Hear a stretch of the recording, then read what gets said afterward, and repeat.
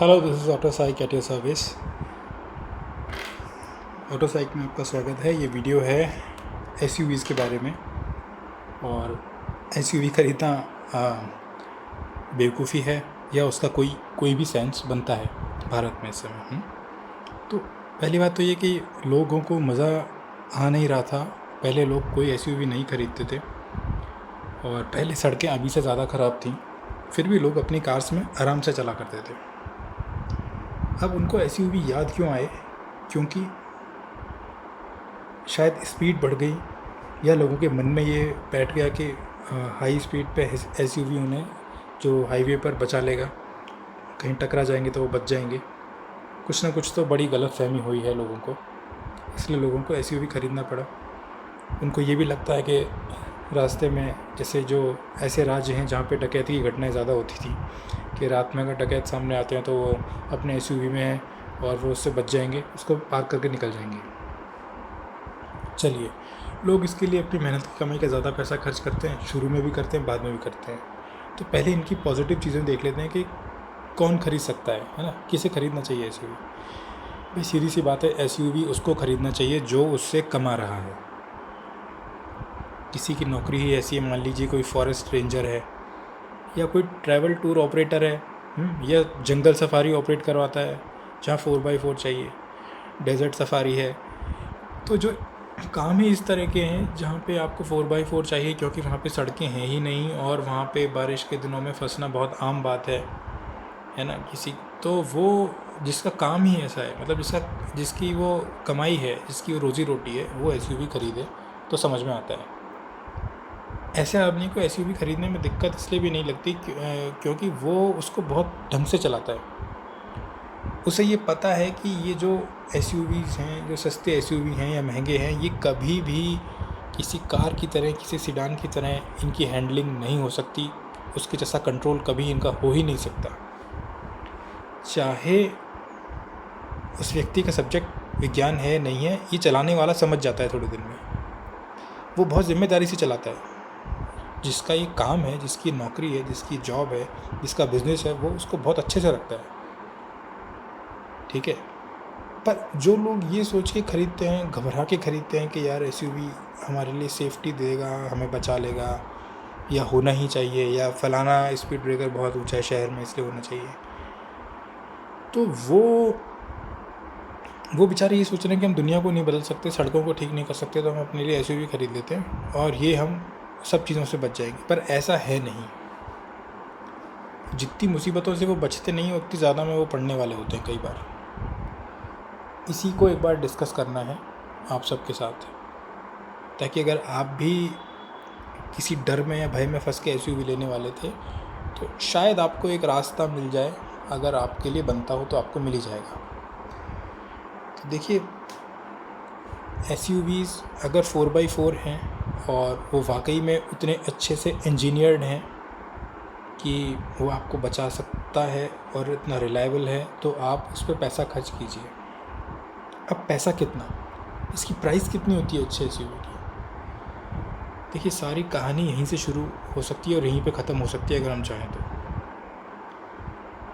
Price की बात यह है कि मान लीजिए हम भारत में रहते हैं और हमारे पास 10 से 15 लाख में एक अच्छी कार आ जाती है। 15 लाख में तो सीडान भी आ जाती है। तो 15 लाख में सीडान आ जाती है और 18 लाख में एसयूवी आती है जो उसी सीडान के तकरीबन उसी के साइज़ की होती है। ठीक है। और जिसमें थोड़ी और ज़्यादा सीट चाहिए वो 20 से 22 लाख में आ जाती है। आप सोचते हैं कि सही तो है, सीडान से थोड़ी सी महंगी है और जो इक्विपमेंट वो दे रहा है उसके हिसाब से थोड़ी प्राइस ज़्यादा है तो सही ही होगा। पर देखिए, ये आपकी सीडान की बराबरी नहीं कर सकता कभी भी आपकी सीडान को इक्वल एसयूवी नहीं कर सकता। कभी भी आपकी जो हैचबैक है उसकी बराबरी नहीं कर सकता। उसके जैसी हैंडलिंग वाला एसयूवी आपकी 15 लाख की कार का जो कंट्रोल है, जो रोड पे लग्जरी की तो मैं बात ही नहीं कर रहा हूँ, लग्जरी को तो अभी एक तरफ रख दिया है ना। जो एसयूवी में बैठने से उल्टी सी आती है उस फैक्टर को तो अलग रख दिया है। इतना सा याद रखो कि जो आपकी कार की हैंडलिंग है, जो उसकी रोड होल्डिंग है, उसको मैच करने वाला एसयूवी अगर आपकी कार 15 लाख की है तो वो एसयूवी 45 लाख से कम का नहीं होगा। 3 गुना तक खर्च आता है आपकी कार के बराबर स्टेबल और सेफ हैंडलिंग एसयूवी बनाने में। आप सोचते हैं कि आपने 4 लाख रुपए ज़्यादा कर दिए और आपने एक एसयूवी खरीद लिया, नहीं, वो उस सीडान की बराबरी नहीं कर सकता जो आप पहले से चला रहे थे या जो आप अदरवाइज़ 3 लाख रुपए सस्ते में खरीद सकते थे। आपने 20 लाख रुपए जो जिस एसयूवी पे खर्च किए हैं, शायद आपको उसके जैसा शायद ही कुछ मिल रहा हो। उसके कारण क्या है? इसका कारण केवल फिज़िक्स है और थोड़ा सा इकोनॉमिक्स भी है उसमें। इकोनॉमिक्स ये है कि जैसा सस्पेंशन आपकी थोड़ी छोटी, थोड़ी कॉम्पैक्ट, थोड़ी कम ऊंची, थोड़े नीचे ग्राउंड क्लियरेंस वाली, पर ओवरऑल डायमेंशंस में कॉम्पैक्ट है ना। ऊंचाई कम है तो थोड़ी लंबाई भी कम है, थोड़ा व्हील बेस भी कम है, सब कुछ कम होते हुए जो ग्राउंड क्लियरेंस कम होता है उसका ज़्यादा महत्व नहीं रह जाता, क्योंकि बाकी सारी डायमेंशन भी तो कम है ना। तो भाई आपकी 15 लाख की सीडान की जैसी ड्राइव आपको किसी एसयूवी में मिलेगी तो उसमें आपको 45 लाख के एसयूवी में मिलेगी। पहली बात तो ये।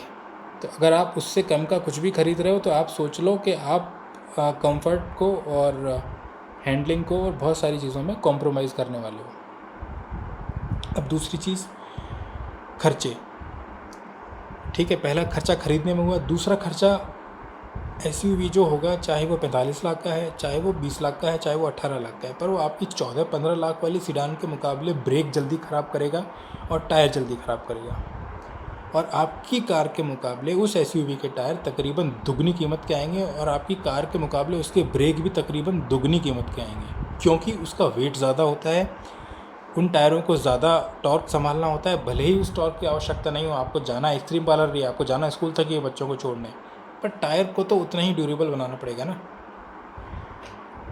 तो एसयूवीज़ जो है सेम साइज़ का एसयूवी बनाते हैं, भले ही सेम प्राइस का हो या नहीं, उसके टायर, उसके ब्रेक, उसके शॉकर, ये सब जल्दी घिसते हैं। ठीक है, इसके अलावा इसके मेंटेनेंस में इनका जो डिफरेंशियल ऑयल है, पीछे डिफरेंशियल जो होता है, पीछे वाले जो रियर व्हील ड्राइव एसयूवीज़ है उनमें सॉलिड एक्सल होता है, उनके डिफरेंशियल ऑयल का खर्चा अलग से होता है। वाटर फोर्डिंग के दौरान इसमें पानी भर सकता है और टॉर्क ट्यूब को उसको क्लीन करना पड़ता है, ये अलग से खर्चा होता है एसयूवी का। इसके टायर महंगे हैं, इसके ब्रेक महंगे हैं और इनकी लाइफ भी आधी होती है टायर्स की। नॉट टू मेंशन इनका फ्यूल आपको पता ही है, क्योंकि फ्यूल कंजम्पशन मतलब जो पेट्रोल है, ये पेट्रोल या डीज़ल ही ज़्यादा पीते हैं। तीसरी चीज़, ज़्यादातर लोग डीज़ल से ख़रीदते हैं और डीज़ल अब नहीं ख़रीदना है, इसके लिए पूरा आधे घंटे लंबा वीडियो है, सारी बात समझ जाइए। अगर आप इसको पेट्रोल से चलाएंगे तो बहुत से लोग तो चला ही नहीं पाएंगे तो अगर आपको असली में एसयूवी ख़रीदना है तो आप 15-20 लाख वाला मत खरीदिए, आपकी शुरुआत ही 45-50 लाख से होनी चाहिए। और जब इतना बड़ा दिल रखते हो भाई कि एसयूवी चलाना ही है, तो फिर डीज़ल वीज़ल भूल जाओ। सजेशन दो बड़ी कंपनीज़ को कि वो अपने वही इंजन इंडिया में उतारें जो दुबई में है। V8 चलाओ, पेट्रोल चलाओ, पेट्रोल वाली गाड़ी चलाओ, उसमें ज़्यादा हॉर्स पावर होते हैं और रेगिस्तान में बहुत मज़ा आता है पेट्रोल गाड़ी को रेत में चलाने में। तब तो समझ में भी आए कि भाई आपने पेट्रोल की भी ली, एसयूवी भी ली, शौक बड़ी चीज़ है, और एसयूवी भी अच्छी क्वालिटी की ली तो उसकी हैंडलिंग भी अच्छी है। 15-20 लाख वाले एसयूवीज़ की हैंडलिंग बहुत ख़राब होती है। हम अपने बच्चों को भी ख़रीद के दे देते हैं, खुद भी लेके चलते हैं, और वो जब तक संभलते नहीं हैं हाईवेज़ पर और अनबैलेंस होते हैं, ड्रिफ्ट कर जाते हैं, रोल ओवर कर जाते हैं, और उनमें ये जो सब तमाम दिक्कत होती हैं, ये मैं बता देता हूँ कि ये हमेशा ऐसा इसलिए नहीं होता क्योंकि आपकी ड्राइविंग नहीं आती, ऐसा नहीं है। आप कार जब चलाते थे तब तो ऐसा नहीं हुआ कार के साथ, पर जब आप कार से एसयूवी पे स्विच हुए तो ऐसा क्यों हुआ, एक्सीडेंट की चांसेस क्यों बढ़ गए? क्योंकि एसयूवी एंटी फिज़िक्स हैं। वो सस्ते एसयूवी जो हैं वो साइंस का सामना नहीं कर पा रहे हैं। साइंस मतलब प्रकृति है, उसका सामना ही नहीं कर पा रहे हैं वो। और वो ले डूबते चलाने वाले को और जो सामने है उनको। मोटरसाइकिल सुपर बाइक चलाते हुए जब कोई लड़का मरता है ना तो वो अकेला मरता है, सामने वाले मरेगा इसके चांस कम होते हैं। पर एसयूवी वाले खुद भी मरते हैं और दूसरों वालों को भी मारते हैं। एसयूवी आप स्मार्ट तो जब वो तब हैं जब वो अपनी ऑन ड्यूटी पे हैं, जैसे कि सोल्जर्स के पास है तो अच्छे लग रहे हैं। और वो डम बहुत जब हैं जब वो हाई स्पीड पर हैं। एसयूवी हाई स्पीड जो है उसके ऊपर एसयूवी डम्ब है। तो एसयूवी को स्पोर्टी अगर बनाना है तो आपको पहली बात तो आपकी 15 लाख की कार की जो है हैंडलिंग है 15 लाख की जो सीडान है उसको मैच करेगा 45 लाख का एसयूवी, ठीक है। और जो 45 लाख की सीडान है उसकी हैंडलिंग को मैच करेगा कोई 1.25 करोड़ का एसयूवी, ठीक है। अब आप इस बात को सोच लो, 45 लाख की सीडान की बराबरी 1.25 करोड़ का एसयूवी कर पाएगा। तो आप ये सोच के ख़रीदो। अगर आपकी इतनी सी बात अच्छे से समझ में आ गई है कि ये पलटते हैं, इनकी हैंडलिंग ख़राब है, ये टायर ज़्यादा खाते हैं, इनमें खर्चे ज़्यादा हैं, ये तेल भी ज़्यादा पीते हैं, किसी भी तरह से फ़ायदा नहीं है अगर आप, तो आप यहीं वीडियो छोड़ सकते हो। आप बहुत समझदार हैं, आप समझ गए। पर अगर आप इसके समझदार के साथ जिज्ञासु भी हैं कि ऐसा क्यों होता है, ऐसी क्या बात हो गई, तो उसके लिए 5-10 मिनट और देने पड़ेंगे आपको। देखिए, अगर समझना चाहते हैं तो समझा देता हूँ। कोई भी काम समझ के करना बहुत अच्छा होता है। देखिए एग्ज़ाम्पल, मान लीजिए ये एक पोल है ना, ये कॉलोनी में लगा हुआ बिजली का खंभा है जिसको हम छत पे से खड़ा होकर देख रहे हैं और इतने में भूकंप आता है। अब ये जो खंभा है भूकंप आना शुरू होगा तो पहले स्लोली हिलने डुलने लग जाएगा, सिंपल हार्मोनिक मोशन की तरह, जैसे घड़ी का पेंडुलम जो होता है उसकी तरह से ये हिलेगा डुलेगा। और जब भूकंप बढ़ेगा तो ये भयानक रूप से हिलता हुआ दिखता है और प्रेस फोटोग्राफर इसको कैप्चर कर लेते हैं और ये लगता है कि और ये खंभा बहुत ज़ोर से हिल रहा था। वहीं हम दूसरी तरफ देखते हैं कि एक पिलर जो बहुत छोटे साइज़ का था, जो कोई बैरियर टाइप का था, है ना, जो रोड के नज़दीक था। जैसे एक तरफ तो ये लंबा पिलर था और एक तरफ था ये बैरियर, है ना। तो ऊंचा पिलर तो इतनी ज़ोर से हिल रहा है पर छोटा वाला कम हिल रहा है। ऐसा ये हिलने डुलने में इतना डिफरेंस क्यों है? ऊपर वाला इतना ज़्यादा हिलता हुआ दिख रहा है और नीचे वाला कम। देखिए, अब देखिए, ठीक है। तो असल में दोनों की जो हाइट है वो दोनों इस हाइट तक बराबर हिल डुल रहे हैं। देखिए, मैंने इनको एक ही साथ होल्ड किया हुआ है, एक साथ पकड़ा हुआ है। अभी नीचे वाली हाइट पर ये दोनों बराबर हिल रहे हैं पर दिख ऊपर वाला ज़्यादा रहा है। क्यों ज़्यादा अनस्टेबल? क्योंकि ऊंचा है। जो चीज़ ज़मीन से जितनी ज़्यादा ऊंची हो गई और जब वो हिलती डुलती है तो वो उतनी ही ज़्यादा डिस्टेंस कवर कर रहा है। ये जो पॉइंट है, ये पॉइंट, इस पॉइंट से लेके इस पॉइंट की डिस्टेंस ज़्यादा है पर इस पॉइंट से लेके इस पॉइंट की डिस्टेंस कम है। इसीलिए जब आप बस में ट्रैवल करते हैं तो ज़्यादा हिचकोले आते हैं और यहीं आप अपनी शानदार सीडान में जब बैठ के जा रहे होते हो तो उसी रोड पे कम हिचकोले आते हैं। इससे आसान समझाना और क्या होगा, ठीक है। तो अगर आपको पहली बात तो एसयूवी खरीदते में ये अपनी सीडान वाले से कंफर्ट को सेक्रीफाइस करके बस वाला चीज़ पकड़नी पड़ेगी कि भाई इतना ज़्यादा हिलेगा डुलेगा, ठीक है। तो अब ये थी आपकी सीडान और ये था आपका, मान लीजिए ये आपकी 15 लाख की सीडान है और ये आपका 15-18 लाख का एसयूवी। दोनों की हाइट का फ़र्क देखिए, ये स्पोर्ट्स सीडान है, ये एसयूवी है। अब जब ऊबड़ खाबड़ सड़क पर चल रहे हैं तो सीडान में मूवमेंट कम होते हैं और एसयूवी में वही मूवमेंट ज़्यादा फील हो रहे हैं आपको, ठीक है। तो इसमें बैठे हुए आदमी को लगेगा कि वो किसी बाबा आदम के ज़माने की चीज़ में सफ़र कर रहा है और ये स्पोर्ट्स कार वाला दौड़ा जा रहा है। हम एसयूवी को मजबूत समझ कर लेते हैं कि ये टक्कर होने पर हमें बचा लेगा, पर ऐसा नहीं है। कार भी बहुत मजबूत होती हैं क्योंकि ये ज़्यादा स्पीड को झेलने के लिए बनी होती हैं। अगर इंटरनल स्ट्रक्चर की बात करी जाए जो कि फ्रेम है ना, ग्राउंड क्लियरेंस इसका कम है, इसका ज़्यादा है, पर अगर सड़क पे गड्ढे नहीं है तो आपका एसयूवी वसूल नहीं हो पा रहा है और ये चल सकती है 210 की स्पीड पे, ये बेचारा 100-110 पे। तो अगर आपको स्लो चलना है और आपकी कमाई का साधन है तो अलग बात है, पर अगर आपको स्लो नहीं चलना है और आपकी कमाई के लिए आपके पास एक एसयूवी है, ऊपर वाले की कृपा से आप अलग से कार खरीद सकते हैं, तो प्लीज़ एक कार अलग से खरीद लीजिए हाईवे पे चलने के लिए, समझे। इस चीज़ को पार पाने के लिए कंपनीज़ ने एसयूवीज़ की शक्ल बदली। ये सेडान थी, फिर बनने लग गए इस तरह के एसयूवी। वैसे ये जो गाड़ी है ये सेडान नहीं है, पोनी स्पोर्ट्स कार है, ठीक है। ये पोनी टेल कार है और एक स्पोर्ट्स कार है, ये फोर्ड मस्टैंग की रेप्लिका है। और ये जो एसयूवी है ये टोयोटा लैंड क्रूज़र 200 का रेप्लिका है। तो इसमें फ्रेम है, ये बॉडी ऑन फ्रेम एसयूवी है ना। और ये जीप रैंगलर या महिंद्रा थार जो होती हैं ये भी बॉडी ऑन फ्रेम होती हैं। तो आप ये फ़र्क देखिए कि महिंद्रा थार आता है 15-20 लाख में और जीप रैंगलर आता है 75-80 लाख में, ठीक है। दोनों का साइज़ भी तकरीबन एक सा होता है, लेकिन ये जो जीप रैंगलर जो होती है इसकी हैंडलिंग और इसकी चाल ढाल इतनी सुपीरियर क्यों होती है ना। या किसी भी अच्छे एसयूवी की चाल ढाल अच्छी कैसे हो जाती है उससे जो गाड़ी जो केवल तिहाई कीमत में आती थी उसके मुकाबले। वो सब खेल होता है गाड़ी के सस्पेंशन सिस्टम का।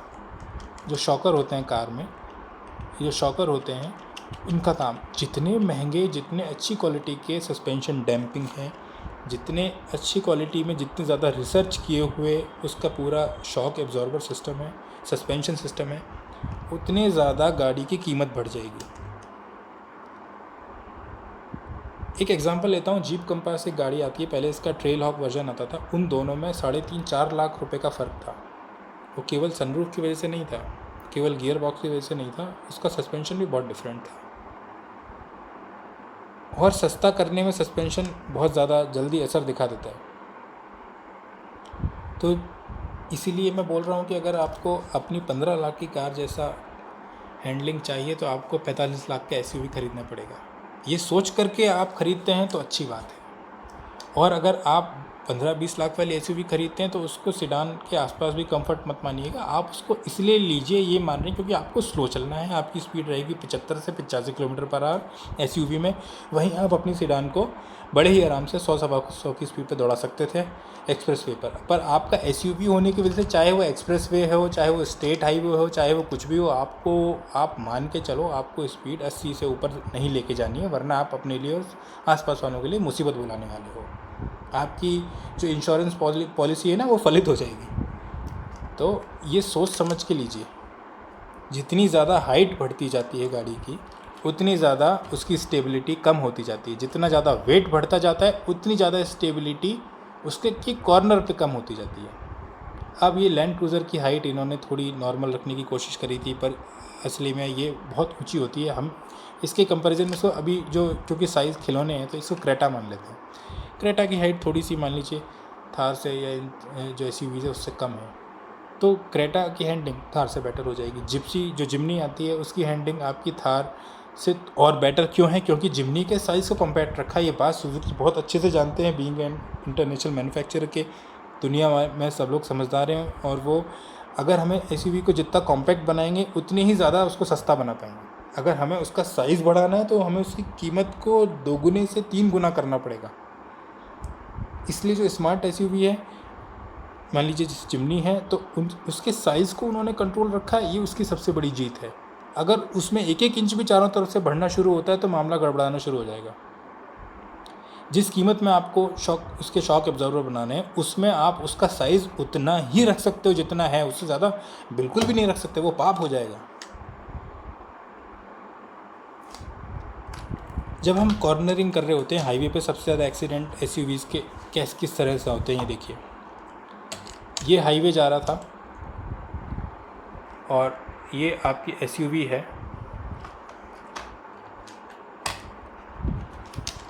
ये इससे ओवरटेक करता है। मान लीजिए ये एक कार जा रही है और ये इससे हाईवे पर ओवरटेक करके इस लेन में आना चाहता है। तो ये कार जा रही है, ये एसयूवी इससे ओवरटेक करेगा, ठीक है।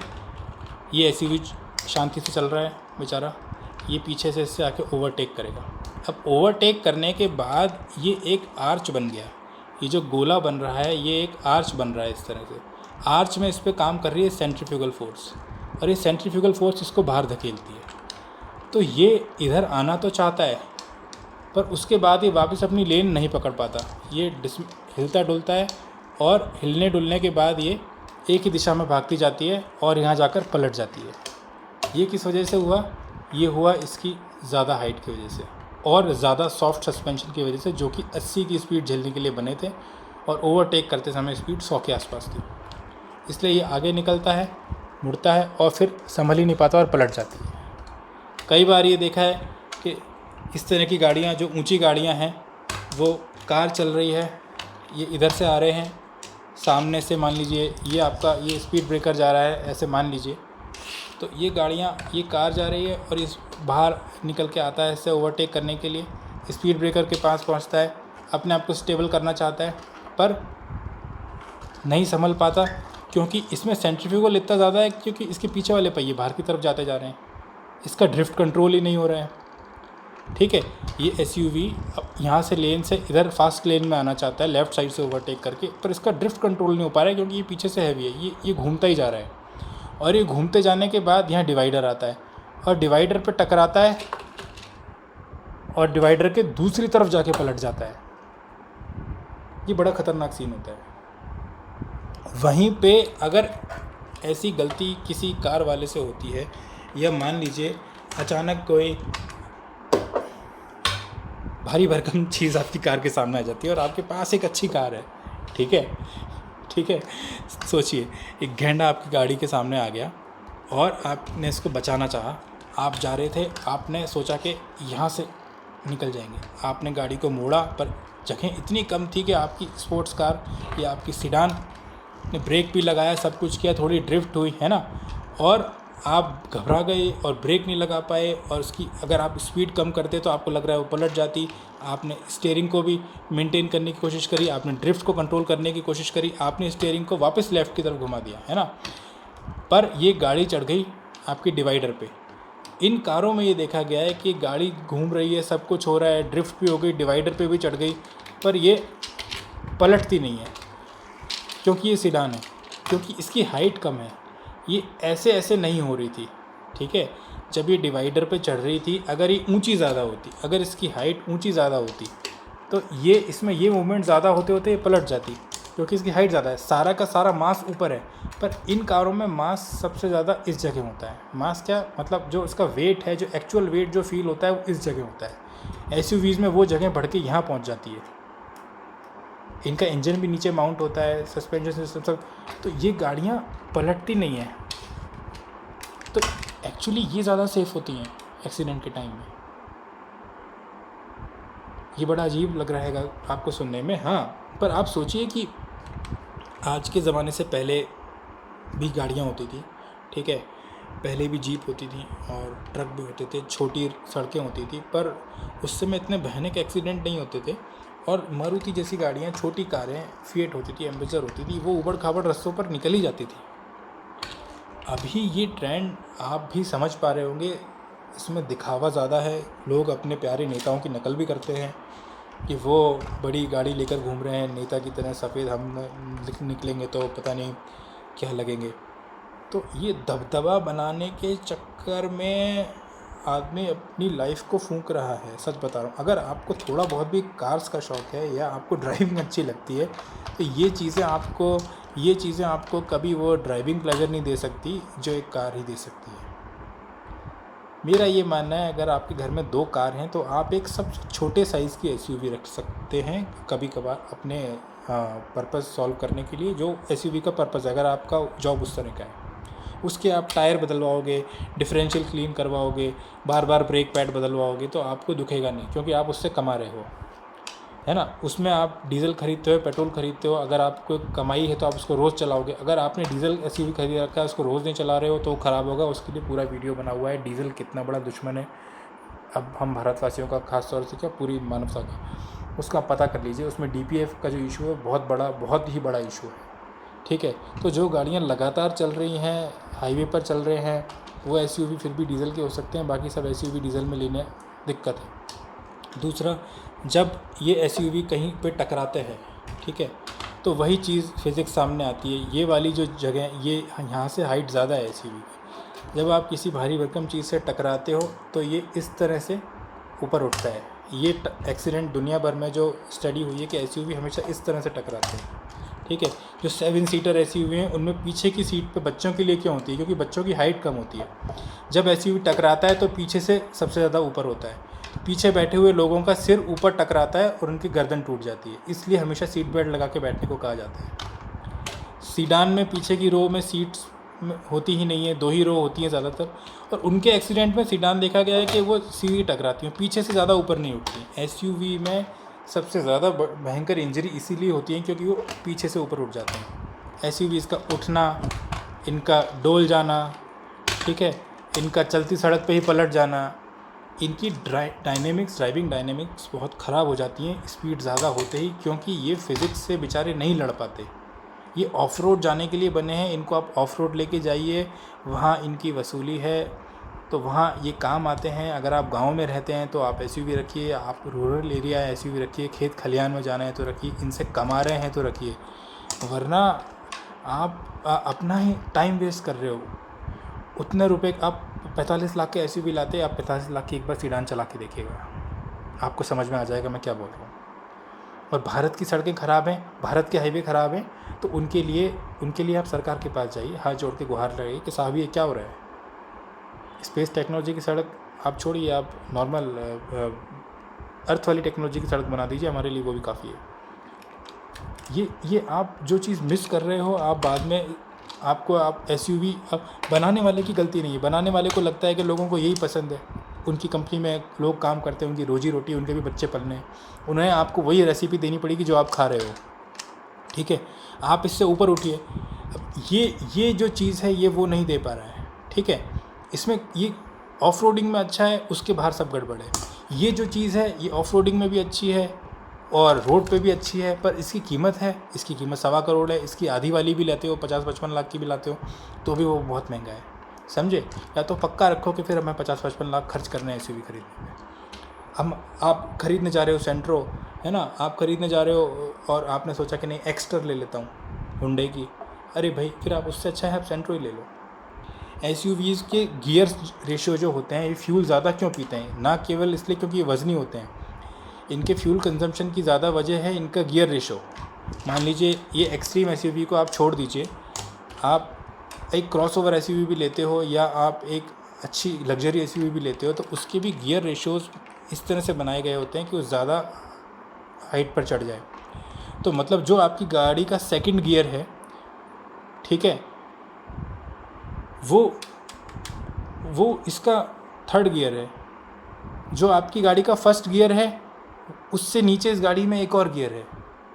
मैं लो रेंज गियर की बात नहीं कर रहा हूँ, मैं हाई रेंज गियर भी जो होते हैं तो उनकी गहरारियों का साइज़ छोटा होता है। इस गाड़ी का जो फर्स्ट गियर है उतना पावरफुल गियर इस गाड़ी में है ही नहीं। इस गाड़ी का जो सेकंड गियर है उतनी पावर तो इसके फर्स्ट गियर में है, यानी कि उतना तेल तो ये फर्स्ट गियर में है। मतलब जो ये तेल ये गाड़ी फर्स्ट गियर में पीती, ये सेकंड गियर में वो उतना फ्यूल कंजम्पशन कर रहा है। तो जो जितना तेल ये सिक्स्थ गियर में जाके पिएगी उससे कम तो इसके पास ये उससे ज़्यादा ये पी चुका होगा फोर्थ में, फिफ्थ में। इसका कंजम्पशन हमेशा ज़्यादा ही रहने वाला है क्योंकि इसकी गरारियों का साइज़ और छोटा है। इसका इंजन ज़्यादा बार घूम चुका होता है तो इसके पहिए कम घूम पाते हैं, समझे। इसका इंजन कम बार घूमता है पर इसके पहिए ज़्यादा घूम जाते हैं, इसी को बोलते हैं हायर गियर रेशोज़, ठीक है। तो इनके गियर रेशो रिलैक्स्ड होते हैं, इनकी थोड़ी से जिप करने पे व्हील ज़्यादा स्पिन करता है, इनके इंजन को ज़्यादा रेव करने पे व्हील थोड़ा सा रेव करता है, ठीक है। तो ये इनहेरेंटली चाहे रियर व्हील ड्राइव ही है, चाहे 4 व्हील ड्राइव एसयूवी नहीं भी है, तो भी इनहेरेंटली इसकी गिरारियों का, इसके गियर का साइज़ छोटा रखा गया है ताकि आप इंजन ज़्यादा घुमाओ और पहिया कम घूमे और टॉर्क ज़्यादा निकले। इसको अभी फिज़िक्स है, इसको समझने में आप टाइम मत लगाइए। ये ऐसे मान लीजिए कि इसको ट्रक की तरह बनाया गया है कि इंजन ज़्यादा चलेगा और एसयूवी आगे कम चलेगा, तभी पावरफुल फील होगा। इसमें ये होता है वूम फील करते ही ज़ोर से आगे जा रही है, तो इसमें फ्यूल भी बचता है। आप अपनी ज़रूरत के हिसाब से ख़रीदिए। अगर आपको फिर भी एसयूवी की ज़रूरत है तो ऑब्वियसली खरीदना ही पड़ेगा, उसका काम ही है आपकी ज़रूरत पूरी करना, बशर्ते आपको ज़रूरत है तो। और आप सोच रहे हैं कि इसको पानी में ले जा सकते हैं, कुछ भी ख़राब नहीं होगा, नहीं ऐसा नहीं है। इनमें पीछे की तरफ डिफरेंशियल होता है, पीछे जो इनका रियर डिफरेंशियल है, जितनी बार आप वाटर फोर्डिंग करोगे उतनी बार रियर डिफरेंशियल का फ्रंट डिफरेंशियल अगर है बीम एक्सेल है तो उसका आपको ऑयल चेंज करना पड़ सकता है। और ये इनके रेजिम में शामिल होता है, आप अपने एसयूवी की बुकलेट में देखिएगा। तो एसयूवी किसी भी तरह से बहुत अच्छा इंजीनियर होना ज़रूरी है, उसको कम से कम 2-3 गुना कीमत का होना ज़रूरी है अगर उसको आपकी कार का मुकाबला करना है high speed road holding and road handling में, स्पोर्टीनेस में और कंफर्ट में। उसको आपकी कार का मुकाबला करना है, उसको कम से कम 3 गुना महंगा एसयूवी आपको ख़रीदना पड़ेगा, इस बात को मन में रखिए। या फिर अगर आप छोटे से छोटा एसयूवी खरीदिए, छोटे से छोटा, वो अपने आप को ज़्यादा अच्छा संभालेगा क्योंकि उसका वेट कम है। जितना ज़्यादा वेट है उतना ज़्यादा मोमेंटम काम करता है, उतनी ज़्यादा उसमें ड्रिफ्ट होने के चांस बढ़ जाते हैं। जितना 2.5 टन का एसयूवी है और ज़्यादा पलटेगा, छोटा व्हील बेस वाला एसयूवी है और वेट 2 टन तक जा रहा है तो वो हर कभी पलटेगा। तो वेट बढ़ता है, चाहे इंसान का बढ़े चाहे गाड़ी का बढ़े, वेट बढ़ते ही बीमारियां लग जाती हैं। चलिए इसी के साथ वीडियो ख़त्म करते हैं। Thank you so much for listening. ऐसे बहुत सारे वीडियोज़ हैं, आपको क्लियर करेंगे बातों को। कुछ सवाल हो तो पूछ लिया कीजिए, जब टाइम होगा उनके ऊपर वीडियो बना दूँगा। अभी 4-6 महीने कार मत खरीदिए, अभी चल रहा है जुलाई 2026, पता लगने दीजिए कि क्या होने वाला है। जितनी हो सके उतनी छोटे साइज़ की कारें खरीदें, कॉम्पैक्ट कारें खरीदें, ज़रूरत के हिसाब से ही खरीदें। ठीक है, थैंक यू सो मच।